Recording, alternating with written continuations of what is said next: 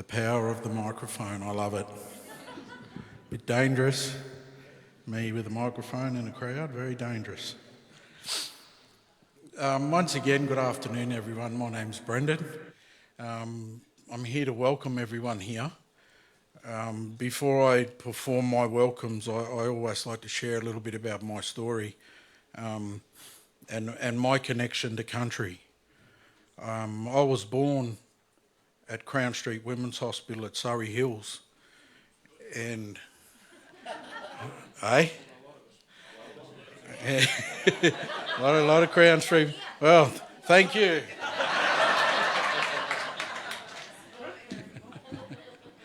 No, it's not there anymore.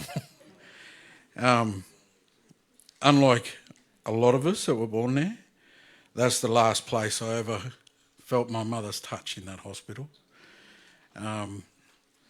I've lived here in Sydney my whole life, and for just over 40 odd years, I've never had traditional connection to country or connection with family, culture. I sort of grew up not black enough to play with the black kids and not white enough to play with the white kids.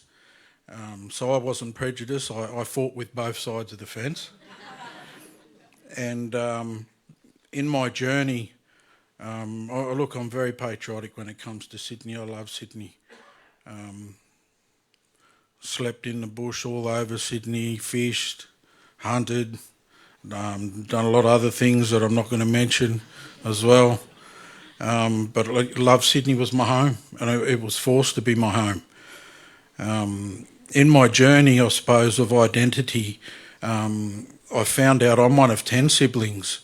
All of us have been removed, and I'm the second generation of my family that's been removed as well, along with cousins and aunties and uncles. And I suppose my family, we followed traditional marriage laws, and my grandfather had an identical twin brother, and both the brothers married two sisters. And so all the family lived together, so my grandmother and my great aunt. Then when the welfare came, my great aunt, she passed away, so all the children were taken from my grandmother. And my mother, the story goes, was 5 years of age when they grabbed her and locked her in a jail for 2 weeks, sent her to Cootamundra Girls' Home, and she was told her whole life that her parents had both died. So I've met one auntie out of the 7 aunties and uncles. I've met one. I've met 3 brothers, 1 sister. None of us have spoken for 5 years. I'm the 5th one, so I'm in the middle. And I think when we talk about Stolen Generation, we don't hear a lot about Stolen Generation, but for me, being part of that Stolen Generation is my children will never have relationship with their grandmother or any side of my side of the family. It's gone. So traditionally we're matriarchal, but my family's patriarchal. 3 years ago, I received a phone call. I'm currently living in Springwood, and I received a phone call from an organisation that had found a cousin of mine who was from my great aunt's side of the family. He lived 20 minutes from where I lived, and I'm the first family member he's ever met. A lot smaller than me actually. So when I got out of the car and he saw me, I sort of could see in his face. I was like, I can't be related to this bloke. Look at the size of this fella. But every time we meet family, another piece of the puzzle comes. And he had a piece of the puzzle regarding my grandmother. And that piece of the puzzle was my grandmother's buried in Katoomba. And I went up there the very next day and checked a lot of unmarked graves, and I couldn't find anything. And I turned around, was heading back home, and I rang the council, and they said, no, your grandmother's there, and the 3 graves next to your grandmother's are marked, and these are the names. And I turned back around, went back, and I found her. No, none of the rest of the family had ever seen her again since, and didn't know where she was. and I found an unmarked grave. I went up and put a cross, and now myself and my children go and visit Nan all the time. So moving forward, look, the best thing I can do around all of that is give my children something I never had, which was connection to country, who they are, where they come from, language, and that's the only way that we can recover from that. But it's ongoing. It's ongoing. It's every year, Mum's birthday, every Christmas. I've got to spend it with the in-laws. Not probably a lot of us don't like to do that anyway, but every year it's got to, spend that time with them, and those days for myself are always days where I'm not too really keen on. But look, that's a little bit about my history and my connection to country. And I'm here to welcome everyone here to Cammeraygal land. And Cammeraygal is one of 29 clans which make up the Eora Nation. And the boundaries for the Eora Nation start from the ocean and the harbour, and they're surrounded by what I always say, by three of the most beautiful and forgotten rivers: the Hawkesbury River, the Nepean River, and the Georges River. And in between those three mighty and beautiful rivers, we've got 29 clans which make up the Eora Nation, and the name of the clan that we're gathered on here tonight is Cammeraygal. So on behalf of myself, on behalf of Metropolitan Aboriginal Land Council, on behalf of its members and board, welcome everyone here tonight. For me also, I'm always honoured to perform both smoking and a welcome. 10 years ago we would never have had the opportunity to have an acknowledgement of country, let alone a welcome to country. And I know for a fact that 10 years ago you would never have had a welcome to country performed by such a good looking bloke as myself. So you get the two for one tonight. Not only you're getting the good healing from the smoking ceremony, you're getting a good welcome from a good looking bloke. So if I was you, mob, I'd be buying a lottery ticket. So thank you for having me here tonight. Again, it's always an honour and a privilege. Thank you. And I pay my respects to brothers and sisters and aunties and elders, past, present and future. And also that respect goes out to my non-Indigenous brothers and sisters as well. So once again, thank you and welcome.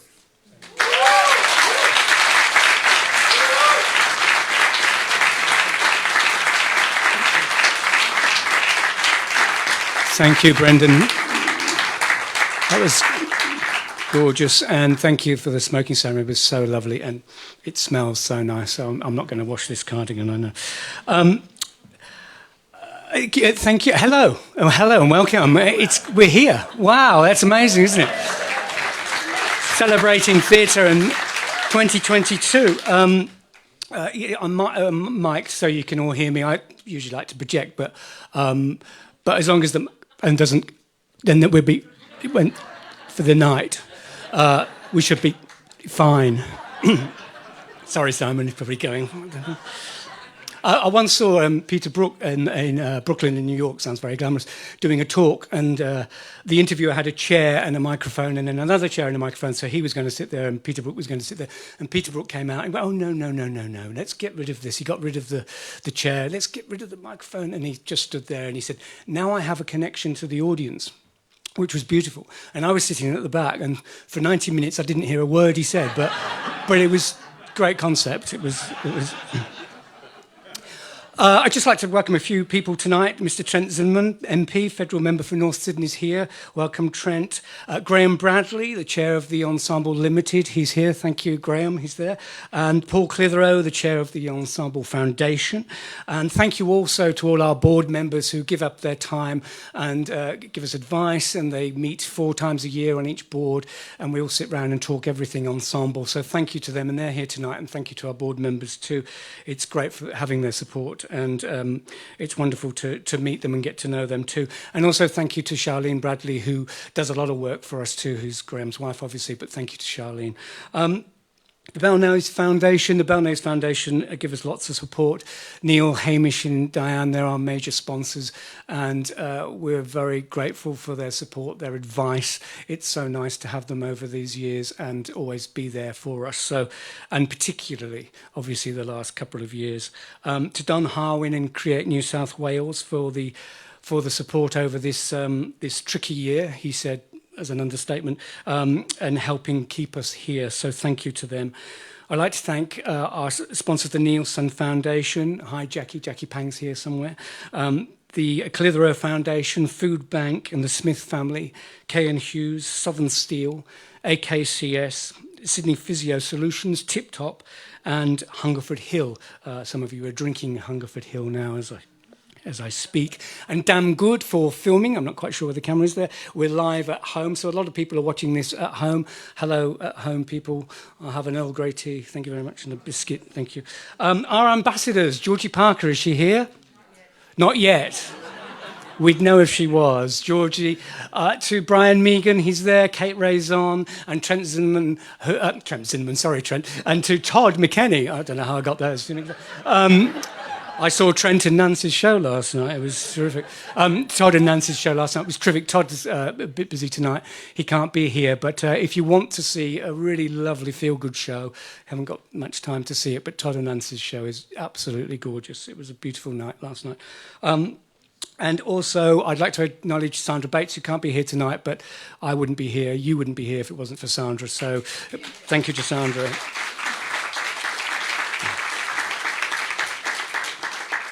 Also to, I keep saying this, but I said it last year and didn't think I'd be having to say it again. I'm glad to be able to. But it's a shame because it's been such a strange year for everybody in the arts. But just to thank all those frontline workers, the doctors, the nurses, the people who are at those COVID stations shoving things up people's nose all day. I mean, that's amazing. And they do a fantastic job. The people behind the scenes, in front of the scenes, the messages we get, and people like Trent keeping the community safe and passing on those messages and letting us know what's happening. So I just want to do a big thank you for them too.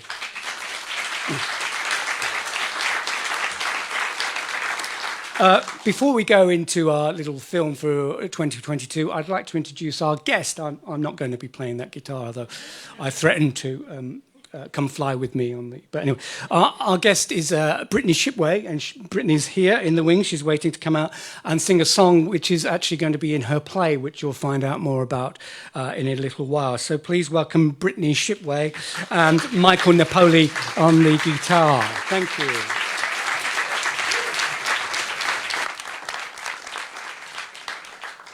This song is called Baranyo Buar, and it means butterfly baby Ngumbengir.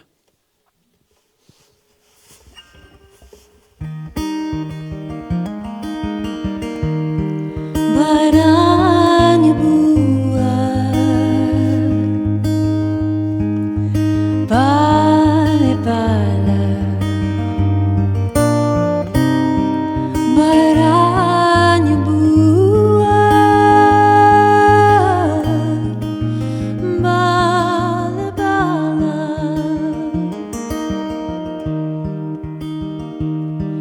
My mother always taught me, when wronged, you take an eye for an eye.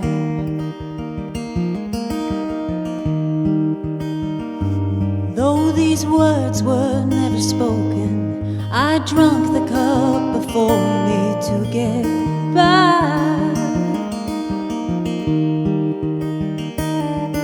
Like her mother before and the grandmother she knew, my mother so strong bore the demons of the blue pulling through.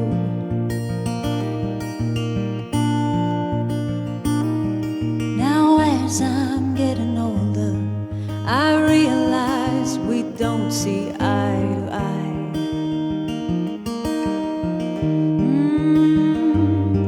Not knowing how to hold her, I fear the space will stretch into an ocean wide. We couldn't be more stranger, we couldn't be more new, we couldn't be more old or familiar. through. Just us two. But Anya Bua,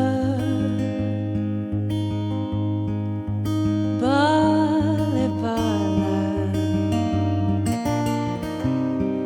But Anya Bua, Bala Bala.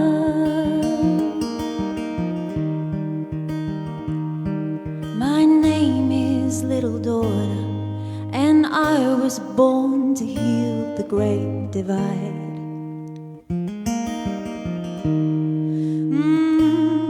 I'm waiting, treading water, till my time has come to fill the cup and try to guide.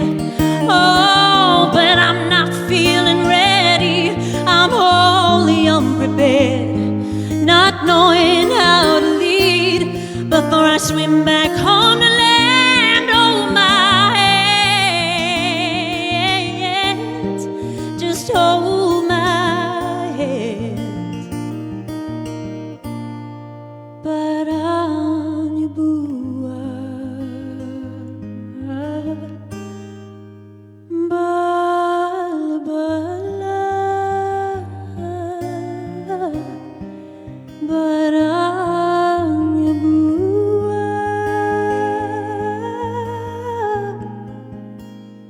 bala bala.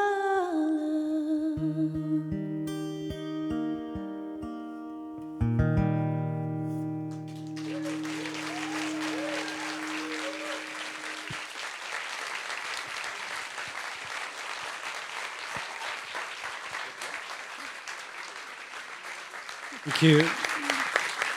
Thank you, Brittany and Michael. And we'll be hearing more about Brittany later. Beautiful. That was just gorgeous. So a film. This is 2022. Let's watch it. Here we go. Okay, that one.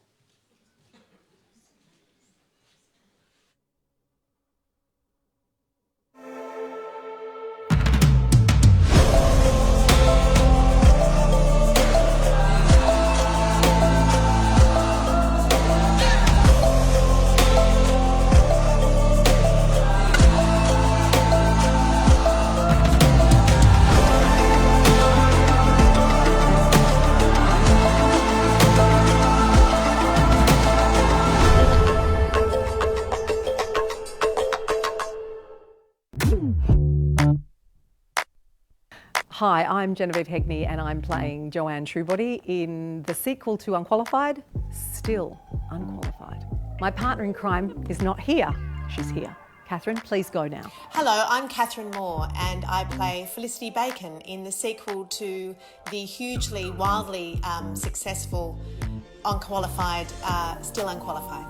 I've got this, Jen. Okay. So, Still Unqualified is the story of two women who are not only living a lie, but they're lying for a living. So we pick up with our heroines Joanne and Felicity a year after we last saw them performing an amazing rendition of Brand New Key in a karaoke bar. A year later they are living together and they are working from a home office and they are taking on jobs that they are really unqualified to do. It's true. Well done, That's what Catherine. Great synopsis. Did you say that at the same time? Yeah, I did. Oh, Okay. Sounded like an echo in my head. If you didn't have the pleasure of seeing Unqualified, it's okay because we do a very fast and funny recap of the whole first play. Probably don't even need to see the first one, do you, Catherine? Never did. No. But thanks for coming. So thanks in. for coming if you came.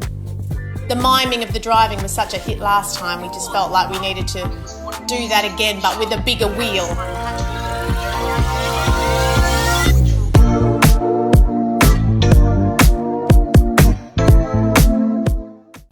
Hi, I'm Brittany Shipway and I'm the writer of A Letter for Molly. A Letter for Molly is about a young woman, Renee, who's an artist who is on the precipice of a life-changing event and she looks for answers in the past 4 generations of women. I'm really passionate about culture being a celebratory thing, not something that's negative or causes trauma. So as Renee looks back to the past and some of the issues that mothers and daughters have had in her family, she decides to use culture as a way to heal the past and to move forward. Renee is a little bit sassy, quick-witted, funny, and doesn't like to deal with her problems head on. So that's why she's got her friend Nick nearby, ready to tell her when she's got to pull it into line. Storytelling is very integral to Gumbaynggirr culture, and it incorporates music, dance, visual arts, and obviously, talking like a play. So this is my dreaming story, and I'm really excited to share it. I hope that audiences walk away feeling uplifted, hopeful, and also feel like they've been represented.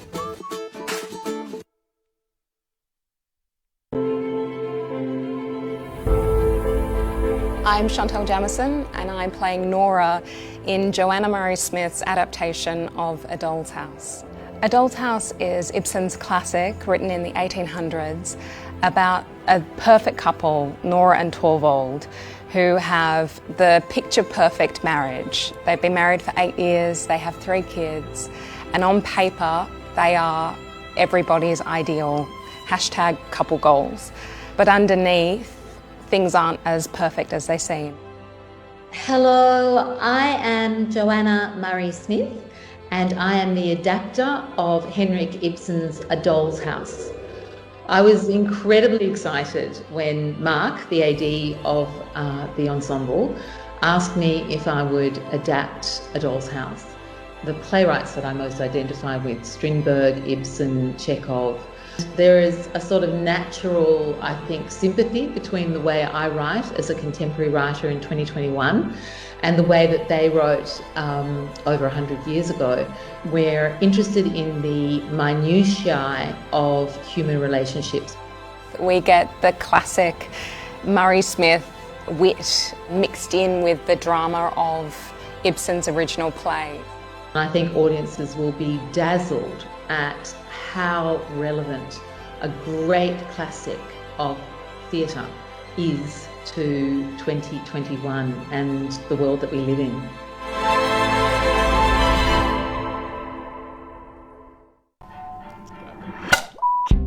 Hi, my name is Chanri Tan. I play Eric in The One, a new play by Vanessa Bates. The One is a comedy about Mel and her brother Eric, 2 Eurasian siblings who grew up in a small country town in New South Wales, and their mother, who is Malaysian Chinese, has been overseas for many years, and they're preparing to welcome her back at a dinner at the local Chinese restaurant. My name's Angie Diaz. I play Mel in the play The One by Vanessa Bates.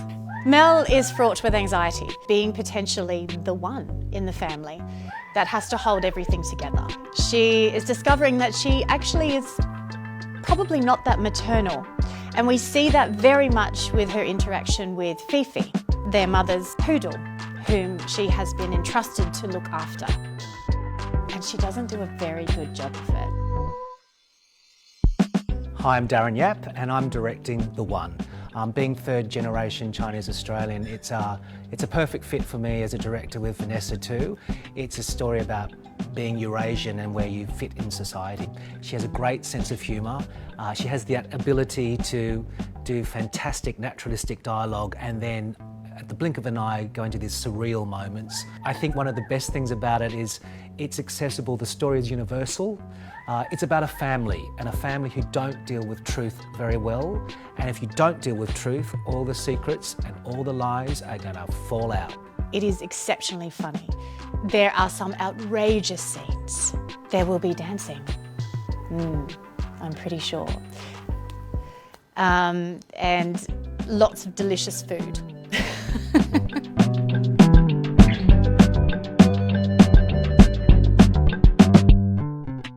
Hi, my name's Sheridan Harbridge. I'm appearing as Rosalind Franklin in the play Photograph 51 by Anna Ziegler.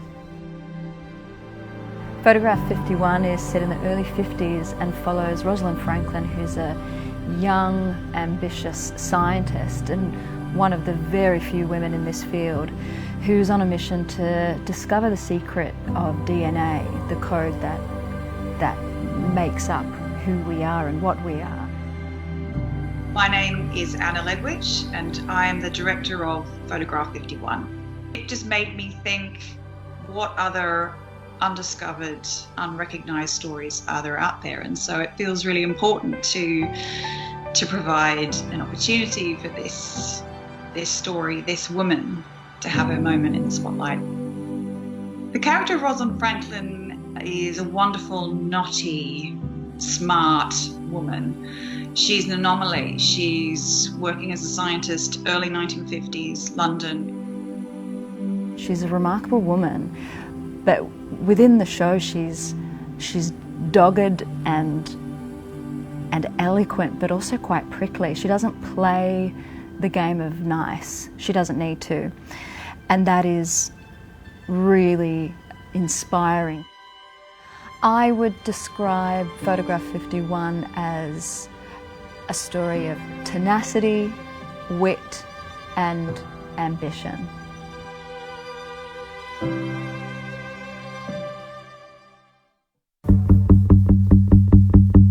I've always wanted to do a Pinter, never done a Pinter, and particularly with Ian Sinclair, brilliant director, really understands deep character psychology, and this play, which is really about three men trapped in a room and the power plays that go on between them.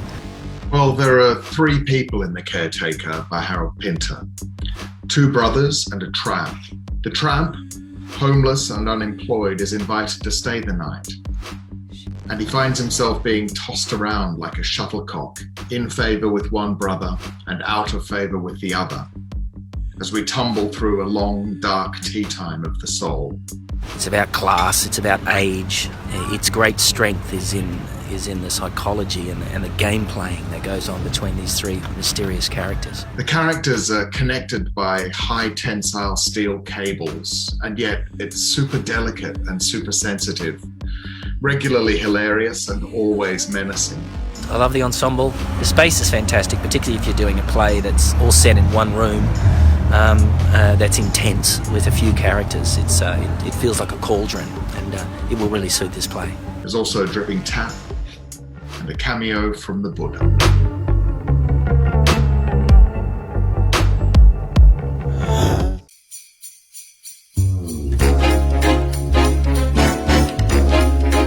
Hello, I'm Hilary Bell and I did the adaptation of Charles Dickens' A Christmas Carol. A Christmas Carol is about the miserly Scrooge who is shown the error of his ways by three spirits and turns his life around. It was John, my dad's idea, and he had just done diplomacy here at the ensemble and he'd had a really wonderful time and wanted to do something else here. So he approached me about doing a Dickens, a writer that we both really love and a story that we've loved for many years. It is very much about giving instead of taking, and it's a real kind of call to arms about contributing something while you're here on earth, while you're alive, while you can interact and do something. We've actually taken the Crummels family theatre troupe from Nicholas Nickleby, and we have imagined that they've invited all their friends over for Christmas, and they've been touring the provinces, edifying audiences with their version of King Lear, and they decide to put on a show for their friends. So they're all a bunch of hams and show-offs, but they're going to have a great time and make sure the audience does too. It's going to be playful, it's going to be ghostly, and it's ultimately going to be very life-affirming.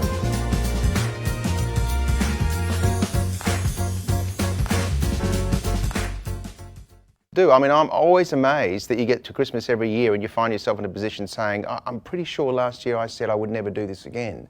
And you end up doing it again. Christmas was really, really terrific when I was little. I really liked it. It was fun because, you know, you got lots of fizzy drink and presents and people were particularly nice to you. As I've got older, though, I've found it a little bit more tedious. My favourite thing about an Australian Christmas is that it's hot. It's generally a hot day. So we're all just cash, we're all in shorts, thongs, No one dresses up. For some reason, we're having a hot meal, either a roast or a barbecue, so some poor suckers out in the heat with a beer, a warm beer standing over the barbecue. My family Christmas is always disappointing. You're with your family, usually in the house that you grew up in, and that brings out the 13-year-old in you. The kind of bonbon fiascos and Christmas hats and bad jokes. Oh, Christmas. This is the time where I block out this amount of time to visit my family and there are no distractions. Like, you know that no one's going to be calling that day. I run away screaming from small talk. I'm all about Mariah Carey, Michael Bublé, you know, all the classic Christmas albums. Or you're buying a present for people where you've already spent enough money and you're even spending more money, and it does cause fights, and I just think that's crazy. I think everyone's going to find something that they are very familiar with. It won't all be funny, and I'm sure there'll be some heartfelt moments. Night, because we're going to see a lot of ourselves reflected. There's laughs and there's tears. It's going to be hot, it's going to be sizzling, it's going to be festive. 3 words to describe the play, you ready? Fun. Unpredictable. And cheeky.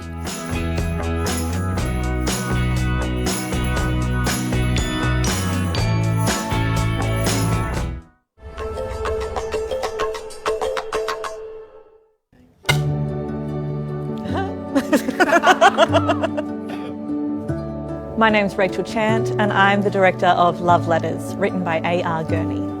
Love Letters is a heartbreaking and romantic journey through the lives of Melissa and Andrew as it follows them across decades through the art of letter writing. 2 actors on a stage reading their love letters to each other across the ages, and the effectiveness and the simplicity of it is quite astounding.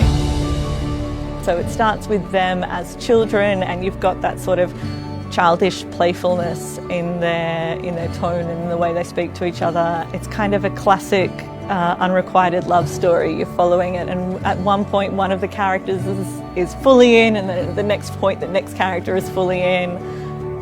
You feel like you're kind of chasing this unreciprocated love. I think this play is going to speak to anyone that ever found a love letter tucked into their pocket or under their desk drawer at school. It really strikes a nostalgic chord of what it is to kind of pour your soul out onto a piece of paper. Audiences should come and see this because it's going to be a really magical night at the theatre. It's a special opportunity to follow the lives of these characters through the art of storytelling.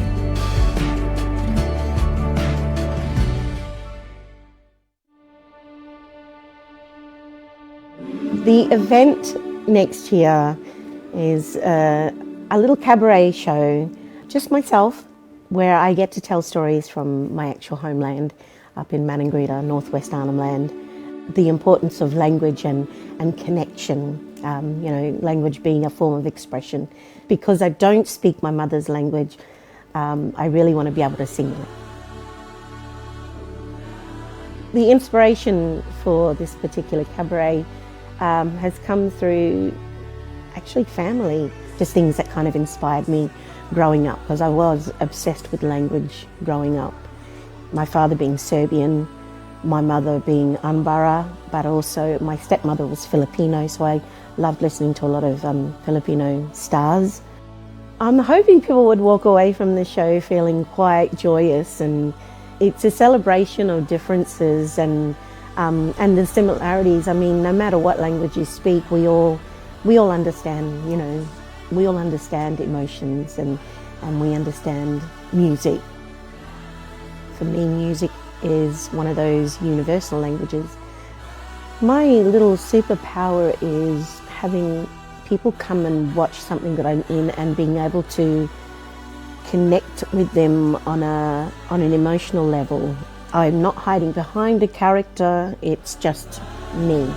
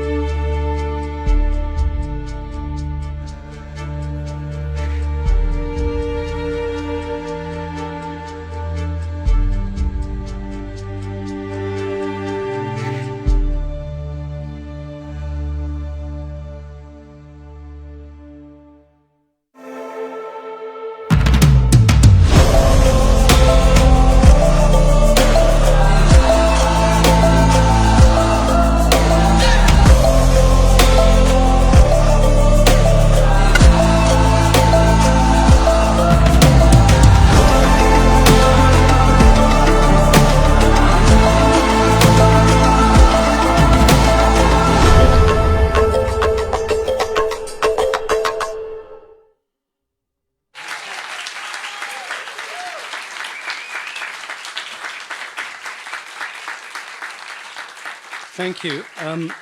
It's a wonderful season, I think, and the variety there is great too.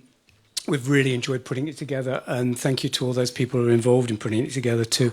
It's been a challenge. We have 8 plays next year, but we actually have 10 because we have Killing Katie, that was bumped from this year, and Nearer to the Gods, the David Whitton play, Killing Katie, the Tracy Trinder play that was supposed to be on this year, but now going on at the beginning of next year. So we still have 10 plays, but we have 8 plays and 2 cabarets in the 2022 season.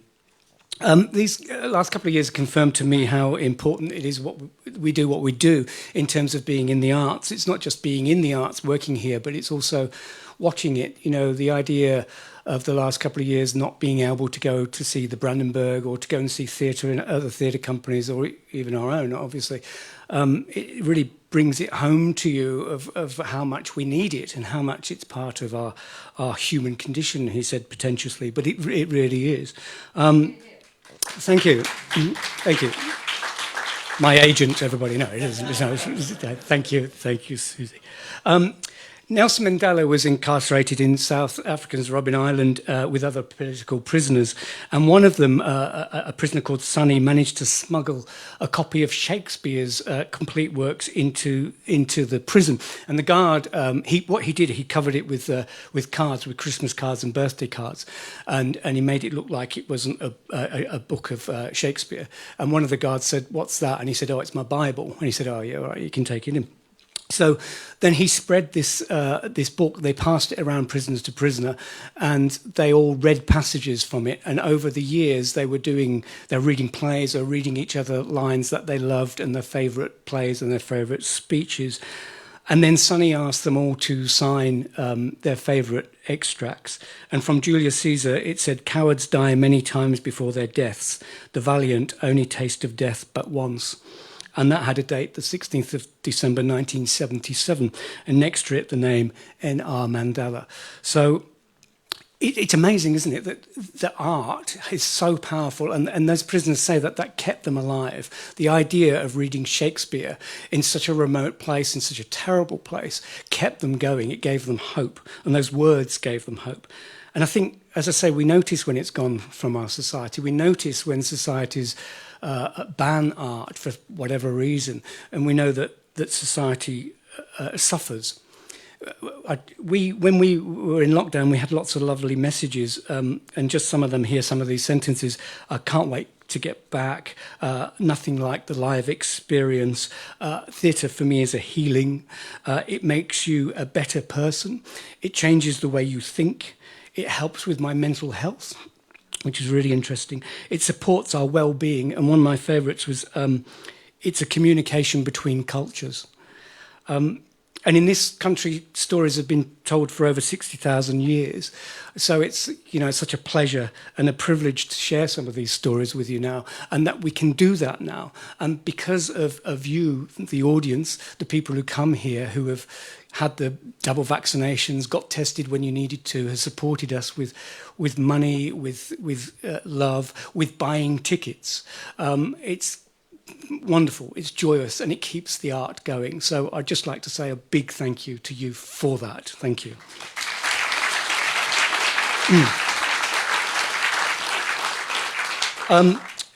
I just take this opportunity to announce the Tracy Trinder Playwright Award. This award is in honour of playwright Tracy Trinder, who unfortunately died this year after a long battle with an illness, and it was a tragedy. So her first and last play is Killing Katie, Confessions of a Book Club. We wanted to recognise Tracy's work as a writer, as a human being, as a great friend of ours too, and this Tracy Trinder Award, Playwright Award, recognises outstanding and unproduced comedy or a comedy drama written by a female playwright. The award, plays written by a female playwright because they're still rare and we still need to support them. And comedy female writers are rarer. So this is a way of remembering Tracy, but also encouraging that legacy, because Killing Katie is that. It's a comedy drama. the successful applicant from the plays that we read will have a fee, and they will then write another draft, and then we'll workshop and develop the play, and then we'll put it on stage, because there's no point saying to a writer, write a play, here's some money, go and find a theatre, good luck, go and do it somewhere. We're putting it in front of an audience, so that will happen next year.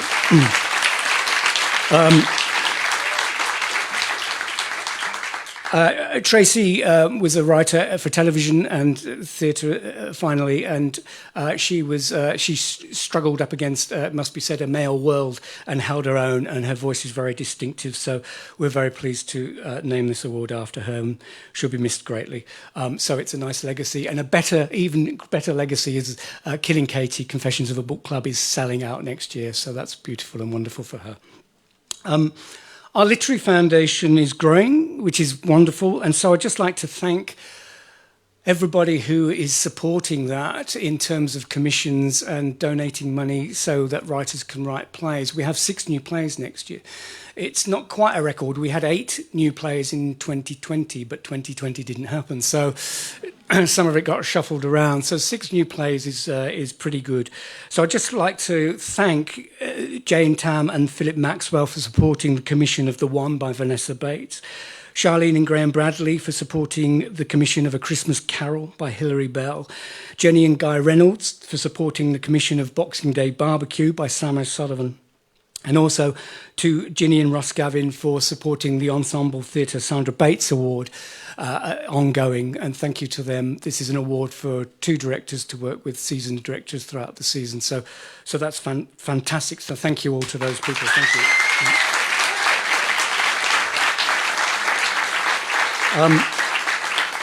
The Commonwealth of Australia and Mr. Trent Zimmerman helped us with a hearing loop upgrade and also air conditioning in the admin office, and both were greatly received, so thank you so much, Trent, thank you for that. Create New South Wales helped with the Black Cockatoo development and COVID support package, and the Australia Council helped with Black Cockatoo development and also Black Cockatoo for touring through Playing Australia funding. It's really easy to love my job. You work hard with the job you love. I'm in a very privileged position. There are not many of us artistic directors in the country who get to do this, so it's fantastic. My job is full of variety, rehearsals, marketing, meeting, what colour do we paint the toilet, to bringing the art to the theatre. But my job wouldn't be half as rewarding without the great team here at the Ensemble Theatre. If ever you want to go into lockdown with a team, try the Ensemble Theatre team, because they're just joyous. So I'd just like to thank them. Thank you so much.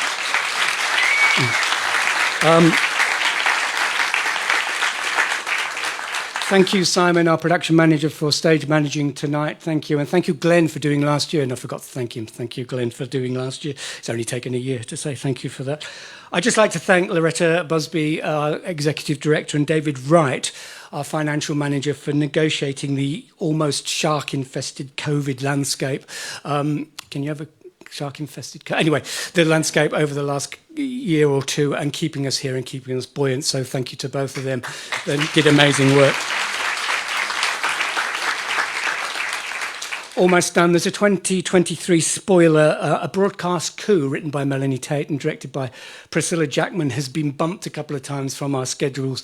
It will be happening, don't tell anyone, in 2023. So that's did I say 22? 23, that's the spoiler. So that will be, look forward to that, because it's a terrific piece set in a radio station, A Broadcast Coup. So we look forward to that. Thank you, Ben, damn good. Thank you for filming. Thank you for Alphabet for this wonderful, wonderful brochure. They've done it again. They do it every year. To Paul, Tim and Joe, thank you for that. And to all our creatives, all our actors, James, hello, and all other actors, writers, directors who are here tonight, who are part of next year's season, all our stage managers, wardrobe, production managers, everybody who works on our shows for next year and all those years, thank you so much. Of course, we couldn't do it without you, so thank you for all your skills and your creativity. Thank you. The group bookers, you can go downstairs and you'll be looked after to book all those plays. If you're deciding between 5 and 8, 8. I mean,